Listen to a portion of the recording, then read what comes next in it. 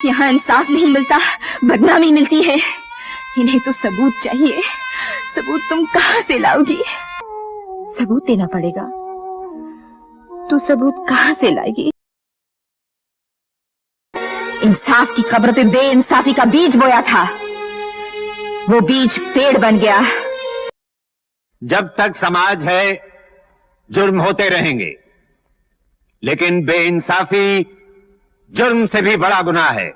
दोस्तों, सन 1980 में B.R. चोपड़ा की एक फिल्म आई थी, इंसाफ का तराजू। व्यावसायिक दृष्टि से ये काफी सफल भी थी।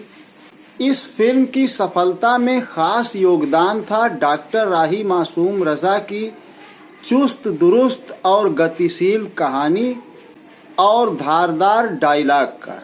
नारी शोषण विषय पर आधारित इस फिल्म की कहानी का निचोड़ यही था कि यौन उत्पीड़न की पीड़ित महिला सबूत कहां से लाए, क्योंकि गुनाह तो छुप कर होते हैं। आज देश के जो कुछ भी हालात हैं, ये हमें बताने की जरूरत नहीं है। देश का बच्चा बच्चा इस बात से वाकिफ हो गया है कि खिलाड़ी बच्चियां 1 महीने से ऊपर हो गया है, रोज तिल तिल मर रही हैं। मगर जो जनता का इनको सपोर्ट मिलना चाहिए था, वो इनको नहीं मिल रहा है, क्योंकि जनता संवेदनहीन हो चुकी है। जबकि आज देशवासियों के लिए ये बात चिंता की होनी चाहिए, क्योंकि कल हमें भी अपना लोकतांत्रिक अधिकार का इस्तेमाल करते हुए किसी बात को लेकर धरना प्रदर्शन करने की जरूरत पड़ सकती है। जैसे मोहल्ले में पानी और बिजली की सप्लाई कई दिनों तक बंद हो जाए, तो जनता अपनी आवाज सरकार तक किस तरह पहुंचाएगी? तब तो हमारे साथ सरकार का रवैया इससे भी ज्यादा सख्त होगा, क्योंकि हमने न तो देश को मेडल लाकर दिया है, न ही प्रधानमंत्री के साथ हम लोगों ने फोटो खिंचवाया है। हमारी संवेदना को कोई बटन दबाकर बंद नहीं किया गया है, बल्कि हमने अपनी संवेदना को धीरे धीरे मारा है। याद कीजिए 15 अगस्त सन 2022 के दिन, जब बिल्किस बानो के बलात्कारियों को सजा पूरी होने से पहले छोड़ दिया गया और फूल मालाओं से उनका स्वागत किया गया। उस वक्त मैंने अपने तत्कालीन वीडियो में ये बात कही थी कि देश एक खतरनाक रास्ते पर चल पड़ा है। याद कीजिए, बिल्किस बानो केस में कुछ यूट्यूब के बड़े पत्रकारों को छोड़कर किसी ने भी आवाज नहीं उठाई थी। हमारे देश की जनता ये तो बिल्कुल भूल गई थी कि बेटी बचाओ का नारा उस शख्स ने दिया है जिसकी कोई बेटी ही नहीं है। आज महिला खिलाड़ियों की शिकायत को एक अंग्रेजी अखबार इंडियन एक्सप्रेस ने छापा है। इसके बाबत देश के बड़े निष्पक्ष और साहसी यूट्यूबर पत्रकारों ने अपने विचार जो रखे हैं, उनमें से कुछ नमूना मैं पेश कर रहा हूं। आप इस पर तवज्जो फरमाइए।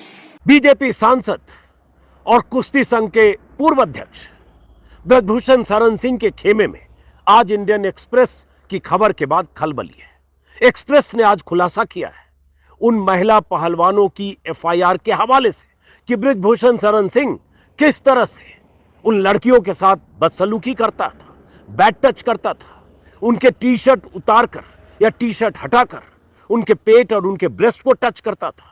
अलग अलग मौकों पर उन लड़कियों ने जो झेला, ब्रजभूषण शरण सिंह ने जिस तरह से यौन उत्पीड़न किया, जिसमें एक गोल्ड मेडलिस्ट लड़की भी है, वो सारा आज इंडियन एक्सप्रेस ने छापा है।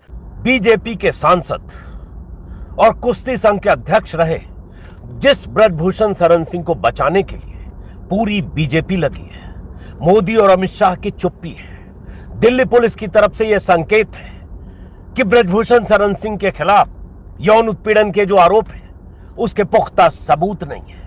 उस ब्रजभूषण शरण सिंह के बारे में आज इंडियन एक्सप्रेस ने जो खुलासे किए हैं, वो खुलासे आपके रोंगटे खड़े कर देंगे, आपको बेचैन कर सकते हैं। आपको यह सोचने को मजबूर करेगा कि ब्रजभूषण शरण सिंह के खिलाफ अगर 7 महिला पहलवानों ने इतने गंभीर आरोप लगाए हैं जो उनकी शिकायतों में एफआईआर की शक्ल में दर्ज है, उसके बाद भी ब्रजभूषण शरण सिंह में ऐसी क्या बात है कि सरकार बचाने में जुटी है। महिला कुश्ती खिलाड़ियों के मामले में आज कई बड़ी घटनाएं हुई हैं।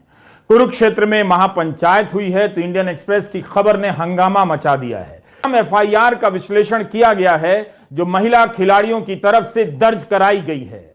जिज्ञासा सिन्हा और महेंद्र सिंह मनराल ने लिखा है कि कम से कम 2 मौकों पर इन खिलाड़ियों से यौन संबंध का आग्रह किया गया और कहा गया कि इसके बदले खेल में मदद मिलेगी। बेटी बचाओ बेटी पढ़ाओ टेम्पो पर लिखवा देने से बेटी बचाने का काम पूरा नहीं होता है। अगर इतना ही यकीन है तो प्रधानमंत्री एक्सप्रेस की इस रिपोर्ट को ट्वीट करके दिखा दें कि उनके लिए बेटी बचाओ से बड़ा कुछ भी नहीं।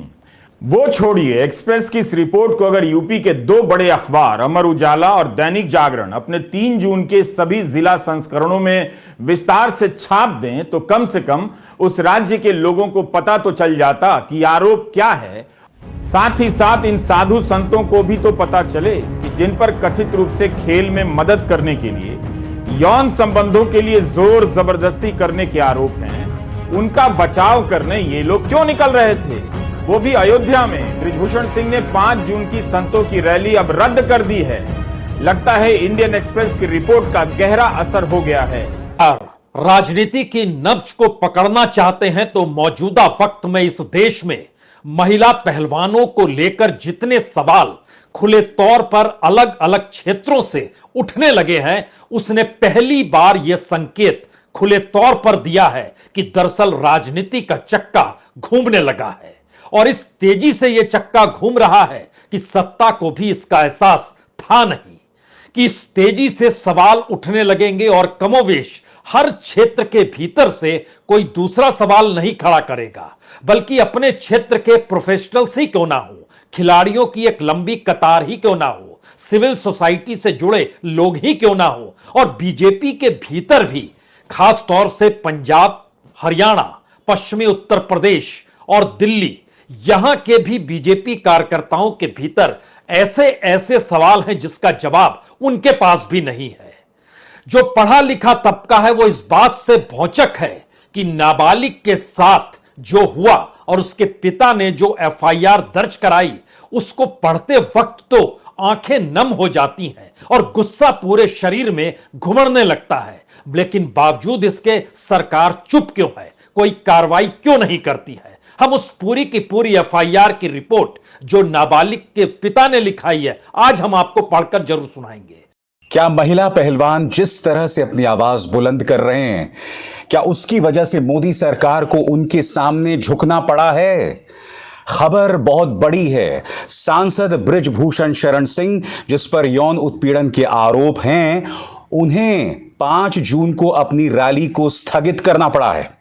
मैं आपको बतला दूं दोस्तों, इस रैली से पहले ब्रजभूषण यह दावा कर रहे थे कि इस रैली में करीब 11 लाख लोग जुटेंगे, संत समाज जुटेगा, यानी कि एक किस्म का शक्ति प्रदर्शन। मगर जिस तरह से हमारी पहलवान बेटियां संघर्ष कर रही हैं, जिस तरह से वो अपना दबाव बना रही हैं और जिस तरह से ब्रजभूषण शरण सिंह की हरकतों की पूरी जो काली करतूत है वो सामने उभर कर आ रही है, उसके बाद ब्रजभूषण शरण सिंह को 5 जून को होने वाली अपनी रैली को रद्द करना पड़ा है। आज मैं आपके सामने वो खौफनाक दास्तान पेश करने वाला हूं कि किस तरह के आरोप लगाए गए थे।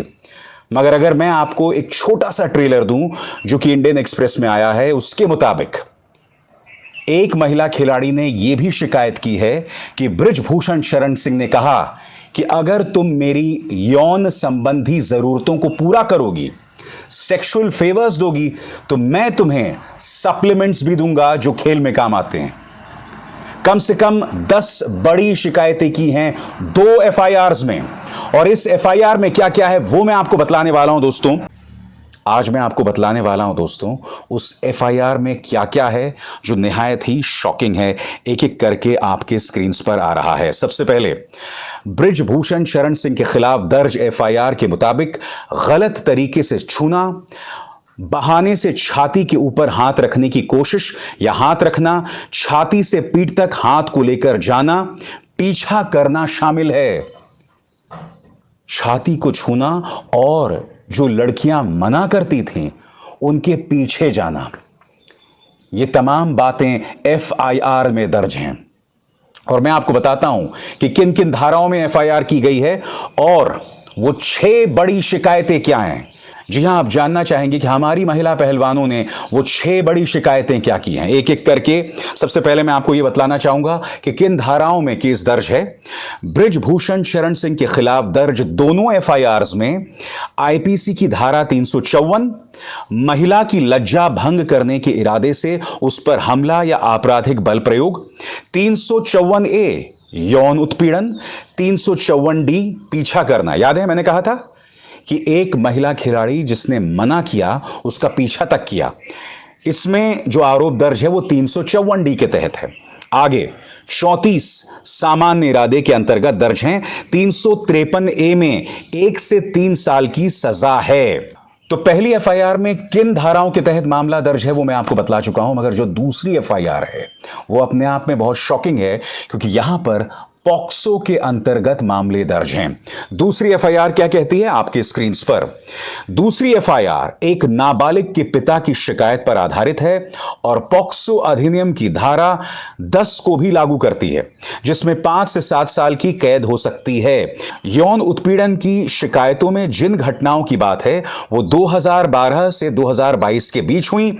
यौन उत्पीड़न न सिर्फ भारत बल्कि विदेशी जमीन पर भी हुआ।